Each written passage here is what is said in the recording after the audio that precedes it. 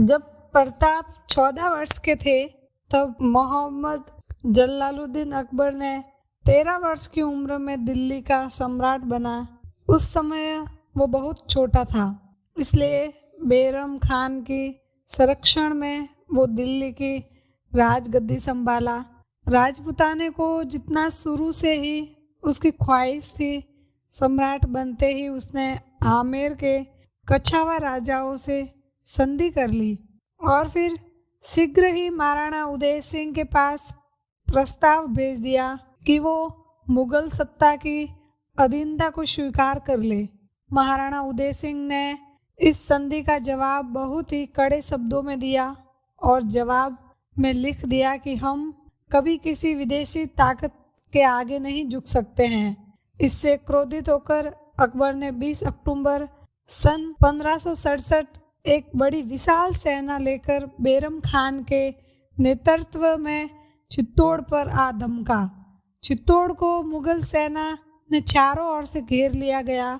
इसके बावजूद मुगल सेना चित्तौड़ के अंदर न घुस पाई। मैं आपको बता देना चाहूँगा कि चित्तौड़ का किला सबसे बड़ा किला माना जाता है। 6 महीने तक महाराणा उदय सिंह, प्रताप और समस्त चित्तौड़गढ़ के सेना ने बड़े ही वीरता के साथ मुगलों से सामना किया, परंतु राशन पानी बंद हो जाने के कारण उदय सिंह मुगलों का ज़्यादा देर तक सामना न कर सके। लगभग 6 महीने के भीषण संग्राम के बाद 23 फरवरी को उदय सिंह को समस्त परिवार के साथ चित्तौड़ छोड़ना पड़ा।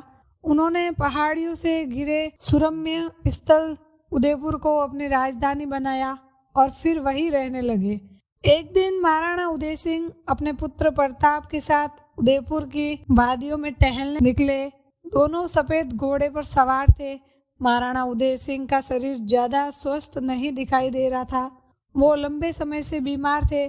चित्तौड़गढ़ में अकबर का कब्जा, राजपुतानियों का जोहर और 30,000 मासूम नागरिकों की निर्मम हत्या ने उदय सिंह को अंदर से झकझोर दिया था, जिसका इतिहास उदय सिंह के चेहरे पे साफ साफ देखा जा सकता था। प्रताप युवा थे, प्रदीप सूर्य की तरह उनका चेहरा देदीप्यमान था।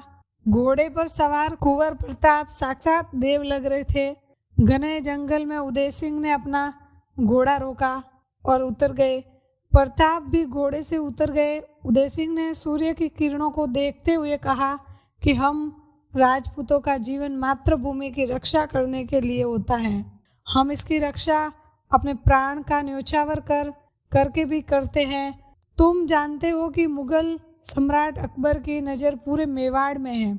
इस पर प्रताप ने कहा कि आप चिंता न करें पिताजी, आपके पुत्र प्रताप की भुजा में इतनी शक्ति है कि वो हर उस शत्रु का सामना कर सकता है जो मेवाड़ पर अपनी बुरी दृष्टि डालेगा। इस पर उदय सिंह ने कहा कि मुझे मालूम है बेटे, पर आजकल हम राजपूतों का दिन कुछ अच्छा नहीं रहा है। राजपुताने के कई राज्य अकबर से जा मिले हैं और तुम्हारा बूढ़ा पिता भी अपने कई नागरिकों को नहीं बचा पाया। प्रताप ने कहा कि आप धैर्य रखिए पिताजी, मैं प्रण करता हूँ कि जब तक मैं शत्रु से उस महाविनाश का बदला नहीं ले लूँगा तब तक चैन से नहीं बैठूंगा। इसे देखकर उदय सिंह के आंखों में आंसू आ गए। उन्होंने कहा कि पर प्रताप, तुम्हारे छोटे भाई जगमाल और शक्ति सिंह दोनों ही तुमसे आयु के साथ साथ बुद्धि में भी छोटे हैं। मुझे डर है कि कहीं मेरी मृत्यु के बाद सिसोदिया वंश।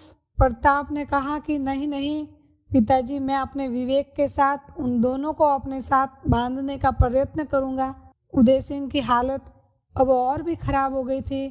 वो अपने घोड़े पर बैठे और वह अपने महल की ओर वापस चले गए। महल पहुंचने पर छोटी रानी भटियानी ने उदय सिंह का स्वागत किया और उन्हें अपने कक्ष में ले गई और वहां पर उन्होंने अपने छोटे बेटे जगमाल को राजा बनाने की इच्छा व्यक्त कर दी। उदय सिंह को पहले से ही यह एहसास था कि छोटी रानी जगमाल को राजा बनाना चाहती हैं, परंतु आज छोटी रानी ने उदय सिंह को इस प्रकार से घेर लिया था कि उससे उनका चैन और सुख जाता रहा।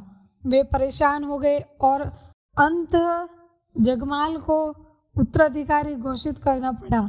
उसके उत्तराधिकारी बनने के कुछ दिन बाद ही महाराणा उदय सिंह स्वर्ग सिधार गए। जिसने भी यह सुना कि जगमाल मेवाड़ का उत्तराधिकारी है, वह उदय सिंह की आलोचना करने लगा। सारे प्रजा ने निराशा की लहर दौड़ गई, परंतु प्रताप ने इसका जरा भी विरोध नहीं किया। उन्होंने अपने पिता के फैसले का सम्मान किया और जगमाल को मेवाड़ का नया राणा बनने में खुशी जाहिर किया। इस वीडियो को लाइक करें, हमारे चैनल को सब्सक्राइब कर बेल आइकन जरूर प्रेस करें।